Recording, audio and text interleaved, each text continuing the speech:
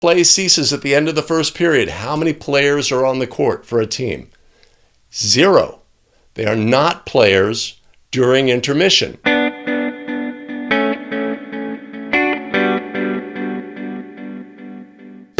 Greetings, everyone, and welcome back to another episode of Basketball Rules Expert, the show where we lift off of the printed page National Federation of High School Basketball rules. We simplify, we clarify, and we amplify so that you can take the rules with you onto the basketball court. Greetings again. My name is Greg Austin with abetterofficial.com. I've been a high school basketball official for over a decade, and I'm a basketball rules expert. The purpose of this show is to help you on your journey to becoming a basketball rules expert as well. Today we'll be continuing our multi-part series on technical fouls. If you've missed either of the first 2 episodes, there's a link to a playlist here that you can click on and get caught up. Today we'll be covering player technical fouls. Before we get started with the show, though, special shout-outs to show supporters, Keith German, David York, and Hayes Lesher. Much appreciated and much love. Also, a special shout-out to mega supporter of the show, Jason Hayes. Longtime supporter, very generous. Thank you, Jason. If you want to be a supporter of the show, you can always buy us a coffee at abetterofficial.com/coffee. There's a link above. Let's get started with today's episode on player technical fouls. In previous episodes of the series, we've covered administrative technical fouls, substitute technical fouls, and team technical fouls. Today we'll be covering player technical fouls. Before we begin, all personnel affiliated with the team, if they receive 1 flagrant technical foul, they are either disqualified or ejected. Or if they receive 2 technical fouls, they are either disqualified or ejected. Students are disqualified to the team bench. Adults are ejected from the premises, must leave the vicinity immediately, and not have contact in any fashion with the team for the remainder of the game. Those are parameters. If a team receives a technical foul, it counts towards the foul count towards bonus. If a team member gets a technical foul, that technical foul counts towards their 2 technical fouls towards disqualification. Also, there are 5 fouls towards disqualification and counts as a team foul towards bonus. Let's define what a player is. Let's look at Rule 4. Absolutely the highest priority rule for a new basketball official.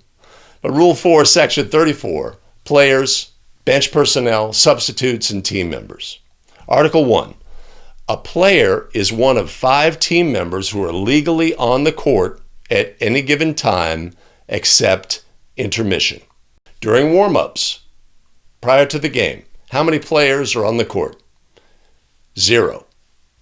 After the opening tip, how many players are on the court? 5. During a timeout, how many players are there in the game? 5. They retain their player status while the timeout is occurring. Play ceases at the end of the first period. How many players are on the court for a team? 0. They are not players during intermission. They are team members. All right, that's what a player is by rule. Article 2.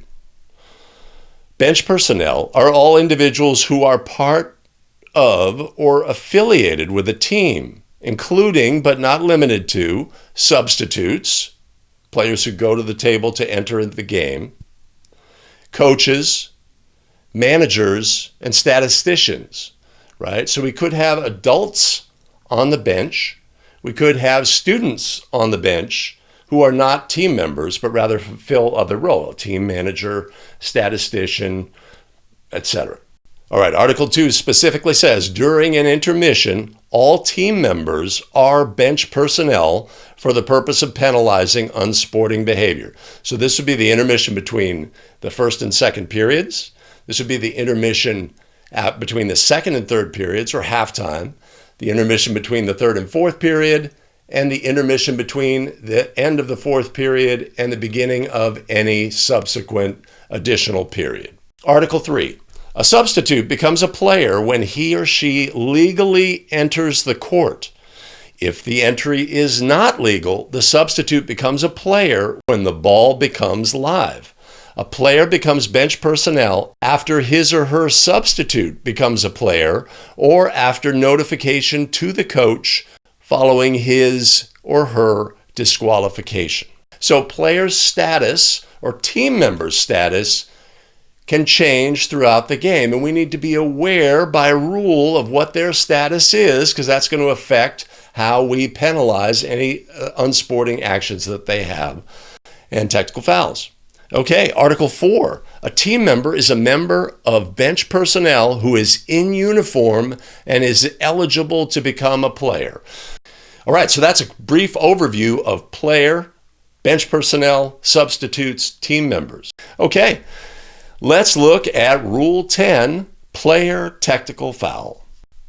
A player must not, Article 1, participate after changing his or her number without reporting it to the scorer and an official. The penalty is a flagrant foul, penalized if discovered while being violated. Penalized if discovered while being violated. Let's remember, with all technical fouls, there's a window of opportunity for us to penalize. Article 2. Purposefully and or deceitfully delay returning after legally being out of bounds. Interesting. How can a player be legally out of bounds in National Federation of High School Basketball rules? Players are allowed to be out of bounds during a throw-in. We have a thrower. They are legally out of bounds. Also, players can leave the court due to momentum, right? Player goes in, makes a layup, their momentum carries them 10 feet beyond the end line, and they are out of bounds. They are legally out of bounds. This rule addresses a situation where that player does not immediately return to the court, right, and is deceitful about it. So what are they trying to do? They're trying to gain an advantage. They're trying to, essentially hide their presence from the other team. So maybe the other team will make a mistake, make a pass that they can immediately step onto the court and steal the pass, or they may be able to be wide open for an easy basket. They have purposefully and or deceitfully delayed their return after being legally out of bounds. So that's a possibility. Another much more likely situation is during a throw-in.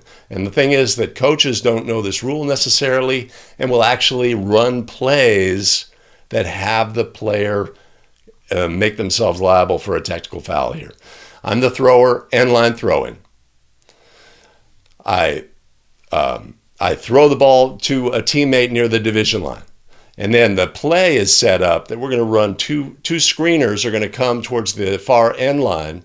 I'm going to stay out of bounds, not return to the court, go around those two screeners, one of which is set up right near the end line, and I'm going to emerge on the other side, undefended, for an easy three-point shot, right? In this instance, the player is delaying their return purposefully to the court. They're not immediately entering the court and then going to the far side for an open shot. They are delaying their return after being legally out of bounds and are at risk in that situation for a player technical foul under Article 2. Article 3, grasp. Grasp either basket at any time during the game except to prevent injury. Dunk or stuff or attempt to dunk or stuff a dead ball. So the key part of this is players are not allowed to dunk or stuff or even to attempt a dunk or stuff during a dead ball.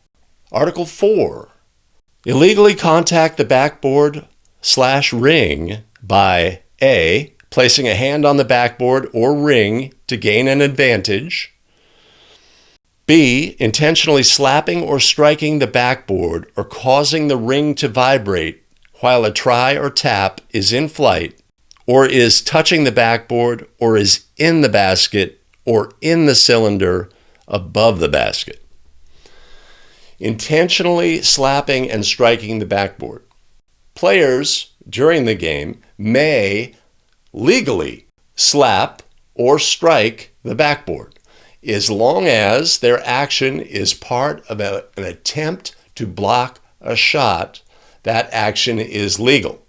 If their actions are not part of an attempt to block a shot, if it was not, then it's not a legal action, player technical. Okay, Article 5.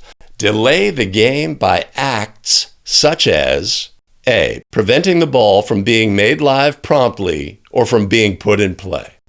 Officials are ready to administer a throw-in. The official bounces the ball to the thrower. The player on the court wants a substitute to be able to get to the table and reaches out and deflects the ball before it becomes live by being at the disposal of the thrower. We have prevented the game from being made live. We are at risk for a player technical foul. B, failing when in possession to immediately pass the ball to the nearer official when a whistle sounds. Now, obviously, immediately pass to the official is completely dependent upon the situation in the game. But if a player intentionally makes it so that it does not get to the official immediately, then we become in the realm ability to assess a technical foul. Player rolls the ball towards out of bounds as the official is approaching. Player will not give the ball to the official. Hey, 12, ball please. And will not give you the ball. Oftentimes you could say because they are frustrated with some event in the game, etc. But when a player does not immediately make the ball available to an official after a whistle, and immediately is a very relative term in this instance, they are at risk for a player technical foul. C, the free thrower fails to be in the free throw semicircle when the official is ready to administer the free throw unless the resumption of play procedure is in effect following a timeout or intermission. Great scenario, okay? Gives us a chance to address resumption of play. When do we use, as officials, resumption of play to make the ball live? Resumption of play is used after a timeout or an intermission. Let's say we're not using the resumption of play. A foul was called. The point guard for Team A was fouled. Team A coach, Megan, come here, right? It says, okay, when we're running the trap or the press, we need to find players on the wing. Coach, we need the player. No, just a second. And then we need to do this, right?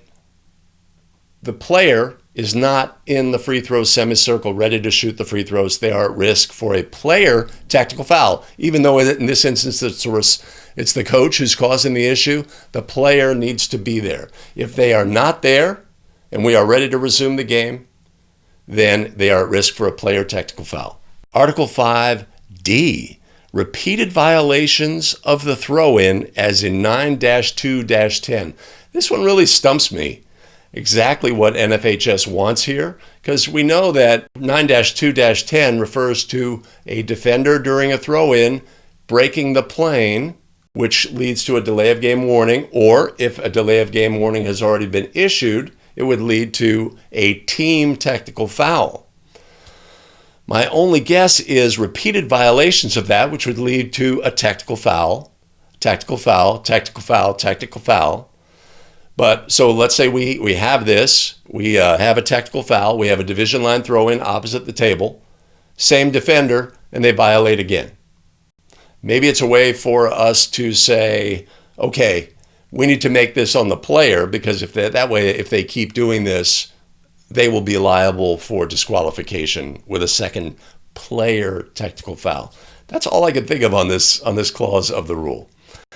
Let's move on to Article 6. commit an unsporting foul. Now, this is the meat and potatoes of this rule, unsporting actions by players on the court. Article 6, commit an unsporting foul. This includes, but is not limited to, acts or conduct such as disrespectfully addressing or contacting an official, gesturing in such a manner as to indicate resentment, a wave off, etc. All of these actions would be unsporting actions by players. Players deserves and would be assessed a player technical foul. Using profane or inappropriate language or obscene gestures, right? Now, we're just talking about technical fouls here. All of these acts can rise to the level of a flagrant technical, and the player is immediately disqualified from the game if they are assessed a flagrant technical foul. These are the actions: using profane or inappropriate language or obscene gestures. At risk for a technical foul, certainly at risk for a flagrant technical foul. C, baiting or taunting an opponent. Article C has a note. The NFHS disapproves of any form of taunting which is intended or designed to embarrass, ridicule, or demean others under any circumstances. NFHS makes a priority that there will be no taunting in the game. D, purposely obstructing an opponent's vision by waving or placing hands near his or her eyes. Again, this is something that is potentially coached, but players, NFHS does not want you waving your hand close to a player's face, right? This is not a legal defensive activity, right? Having your hands up, waving your arms, if you're guarding a thrower, let's say, are legal.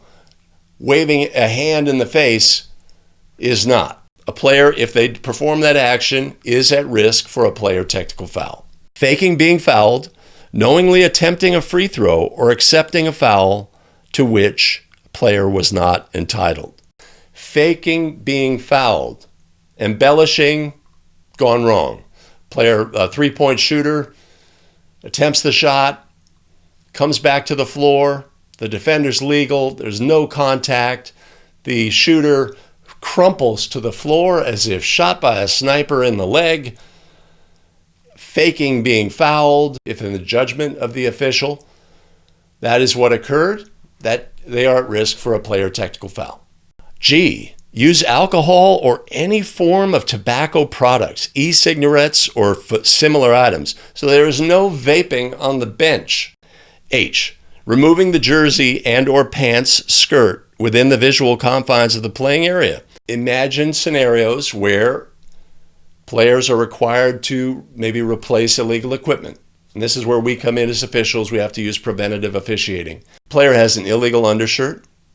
They are not allowed to participate. We instruct the coach that they are not allowed to participate with that illegal equipment and apparel, and that they need to change it. And then we try to help them through the process by having the player leave the visual confines, get their uniform correct, and come back afterwards, right? If players remove their jerseys and or shorts and or skirts during the game in the bench area, that team member is liable for a player technical foul.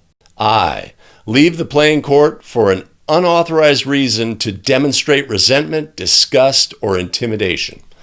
Player does not like your call, ref, right? And they storm off the court, go by the concession stand into the back of the stands, strutting around, visibly upset, right? This makes a player at risk for a player technical foul. Article 7. Intentionally or flagrantly contacting an opponent when the ball is dead and such contact is not a personal foul. Dead ball contact. Play is occurring, whistle blows, player A1 doesn't like what B1, how they were guarding them, decides to give them a shove during dead ball situation. That is dead ball contact. That would be a player technical by rule. Article 8, be charged with fighting. This is an easy one. Be charged with fighting is a flagrant technical foul, and the player is immediately disqualified. Article 9, commit goaltending during a free throw. Goaltending, not basket interference. Committing goaltending during a free throw is a player technical foul. Article 10. Reach through the throw-in boundary plane and touch or dislodge the ball, as in 9-2, penalty 3. But to reach through the boundary plane and contact the ball is a player technical foul. With all these others, the penalty is exactly the same. Goes against the player towards their 1 flagrant towards disqualification, 2 technicals towards disqualification, 5 fouls towards disqualification. The penalty is always 2 free throws and the ball to the offended team at the division line opposite the table. That is a summary of player technicals. Okay, quick review. Let's remember our circle of life, as it were, for players. Everybody before the game is a team member. The game starts with 5 starters. They are 5 players. 5 players. Game is going on. Substitute comes into the game. They report. They enter the game. They become a player. The player they replaced becomes a team member on the bench. We go to a timeout. We still have 5 players in the bench area. We resume the game. Play goes on. We get to the end of the period. Now it's an intermission. No more players. Everybody's a team member. Next period starts. We've got 5 players. Substitute comes in, etc., etc. We need to know the status of players at any point along the way so that we can properly adjudicate when a technical foul occurs, which penalty will apply. Today we've learned about player technicals. We have one more episode to go, and that is on bench technicals. That refers to team members, coaches, etc. We'll cover that in our very next episode. And with that, we're going to wrap up today's episode on player technical fouls. Thank you for sticking around to the end of the show. If you're an official who finds value in this kind of content, an important thing to do is hit subscribe below and the notify bell so that you don't miss out on anything. As always, we've created a quiz back at abetterofficial.com. The link to the quiz is above. Go take the quiz, see if everything took today on player technicals. Also, if you want to be a supporter of the show, you can always buy us a coffee at abetterofficial.com/coffee. Link is above. All right, here we go. Additional video content available here. Choose your video. Choose wisely. And we'll see you in the next video. Take care.